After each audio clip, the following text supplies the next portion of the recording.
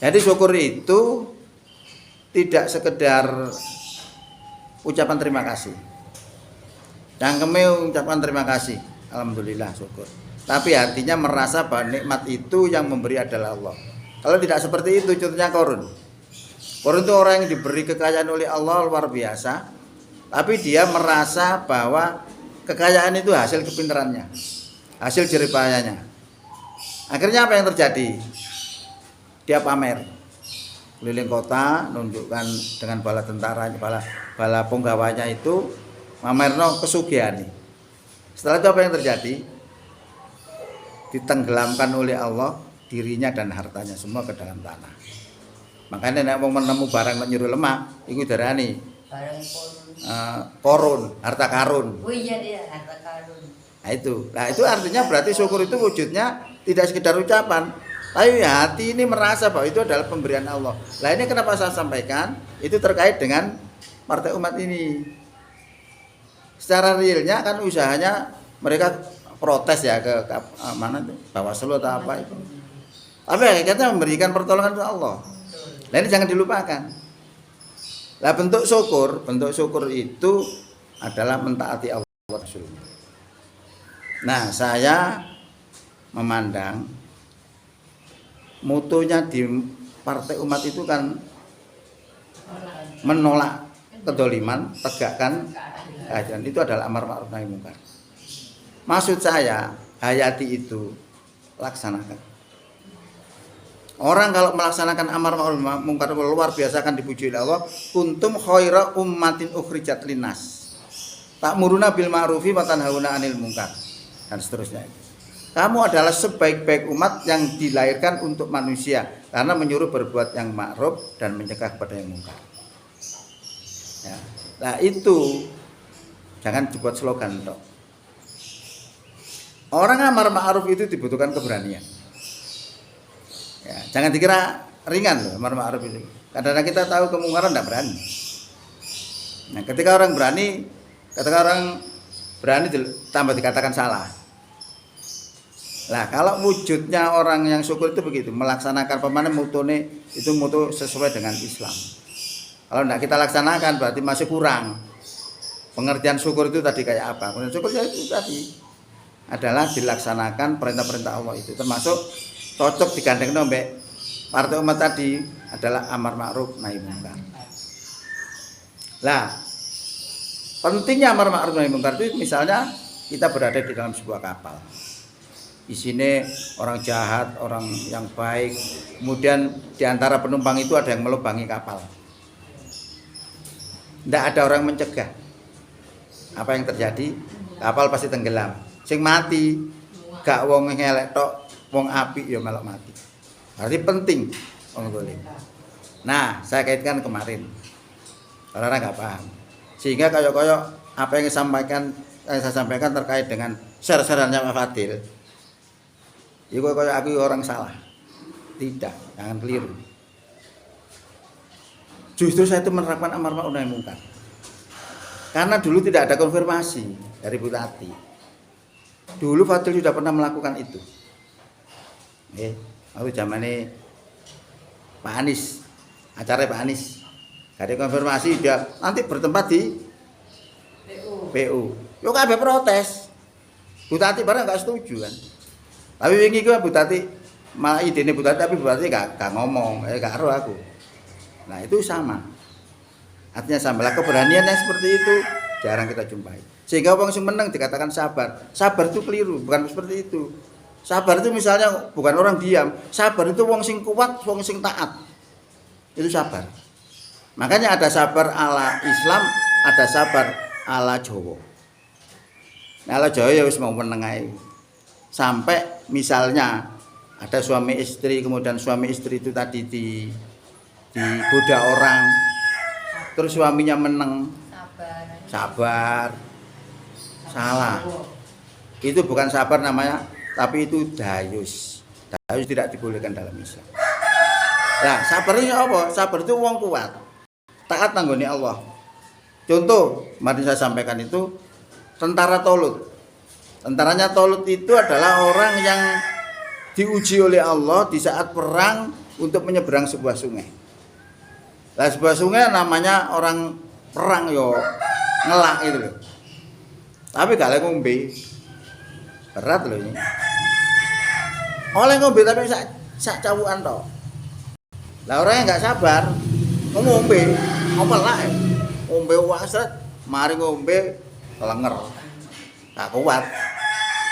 Lah sing manut mang sak cebuk, sak cawukan tok ngene, kuat. Itu sabar. Nah, pengertian kemarin saya lihat di orang-orang perempuan, saya nilai semua itu. Saya bisa memikir, membaca pikirannya. Terus aku tak mesti sabar, saya Pak Yusuf sabar. Keliru mengartikan sabar. Sabar itu tidak gitu. Sabar itu orang kuat. Orang yang tahan melaksanakan aturan Allah dalam kondisi apapun. Berarti bukan orang meninggal. Sabar yang dimaksud itu adalah sabar dalam pengertian sabarnya orang Jawa. Nek dikaplok kiwa kayak nasi tengen sabar. Bukan itu sabar. Dalam Islam tidak seperti itu. Sabar dalam Islam itu orang kuat. Kalau saya menyikapi gini Pak ya, tidak semua Rasulullah sendiri punya sahabat itu macam-macam, ya kan? Karena Pak Yusuf itu saya kira dibutuhkan di partai, gitu loh. Dan memang tidak semua harus seperti Pak Yusuf, tidak semua bosankan dengan. Kalau saya pribadi menyikapi itu Pak, gitu loh. Iya, cuman saya tadi kan meluruskan pemahaman sabar itu kayak apa. Bukan seperti orang menang itu dianggap sabar rendah. Justru orang menang itu bisa macam-macam. Bisa tidak punya keberanian atau punya yang lain. Jadi kan kalau ngomong sama orang yang aliran keras itu orang ngomong kan menuduh itu sesat. Ya, sebagian orang sesat karena pembunuh diri. Karena bunuh diri itu adalah neraka kan gitu ya. Itu kata kita mungkin ya. Tapi kata mereka enggak. Dia merasa amal soleh. Dan dia mengacu pada sebuah hadis juga. Dia bukan bunuh diri, istishhad. Ingin mati syahid. Alasannya begini. Pada suatu ketika Rasulullah itu menerangkan pahala mati syahid. Ada satu orang gak sabar. Ingin segera mati syahid. Dia maju untuk melawan ribuan orang. Diperingatkan oleh para sahabat. Aja kok lakoni iku. Iku enggak padha karo bunuh diri. Gak direken. Akhirnya betul perang wong situ nglawan 1000 ya dikepruk tok mati wis. Ya mati betul. Kira-kira mau saiki yo kandhani kok aja maju ndablek. Apa kata Rasulullah? Rasulullah mengatakan begini, dia berbuat sedikit dapat banyak. Jawab. Dia tidak mengatakan bunuh diri. Bahkan Qutman yang dianggap pahlawan di medan perang itu matinya bunuh diri. Dilulukan oleh orang bahwa dia adalah syahid. Padahal tidak, karena matinya bunuh diri karena dia dapat luka yang sakit, tidak kuat, lalu ambil dia pedang ditancapkan ke dadanya. Jadi matinya itu mati bunuh diri. Maka Rasul mengatakan mati masuk neraka. Nah seperti begini.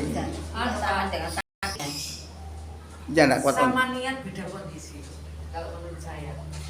Nah, yang boleh seperti itu tadi, nek dalam medan perang. Ya, betul. Nah, medan perang itu orang enggak ngerti kapan berlakunya. Contoh ya. Ya ayyuhalladzina amanu kutiba alaikumusiyam. Wong sing beriman diwajibkan atas kamu poso. Nah, karena diwajibkan poso, saya aku poso. Dia nggak ngerti waktunya poso itu adalah Ramadan. Nah, harus ngerti waktunya. Sama dengan gini. Ya ayyuhalladzina amanu kutiba alaikumul qital. Orang beriman diwajibkan atas kamu perang. Kapan waktunya perang? Nggak ngerti. Budal perang. Kalah. Makanya jangan heran mengatasnamakan jihad fisabilillah tapi kalah. Karena nggak ngerti waktunya. Nah, waktu-waktu itu penting. Ini pemahaman Islam. Nah, jadi kalau kita ingin menghentikan kekerasan-kekerasan itu jadi gampang. Karena selama ini orang yang melakukan kekerasan itu dianggap bukan agama. Sehingga pendekatan hanya kekerasan.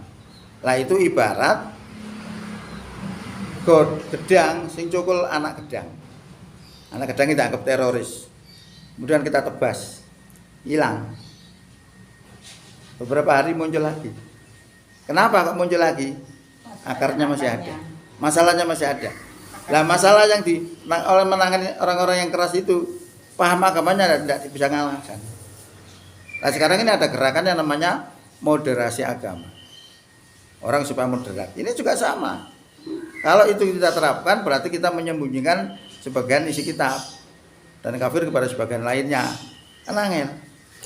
Ya, jadi kita kembali aja intinya pada persoalan supaya nggak lama-lama. Jadi intinya saya mengatakan bahwa orang yang sabar itu bukan orang yang menang. Orang sabar itu orang kuat menjalankan ajaran Allah. Contoh ya, misalnya wong duwe gawe biasa wong duwe gawe kadung dipaesi waya salat. Akhirnya gak salat mergo dipaesan iki mah. Emang paese. Gak sabar iki jenenge. Nek sabar masih tetep salat. Nah, itu sabar. Tadi sabar Allah apa? Nah, saya lihat kemarin itu orang-orang nggak ngerti. Sabar itu kira orang sepiye.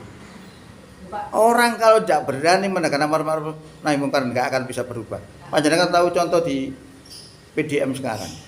Nggak ada yang berani amar ma'ruf. Sehingga PDM yang seharusnya mengarahkan kepada majelis-majelis itu diarahkan, majelisnya mengarahkan kepada PDM. Itu yang terjadi. Nggih. Nah, itu kalau mengamati.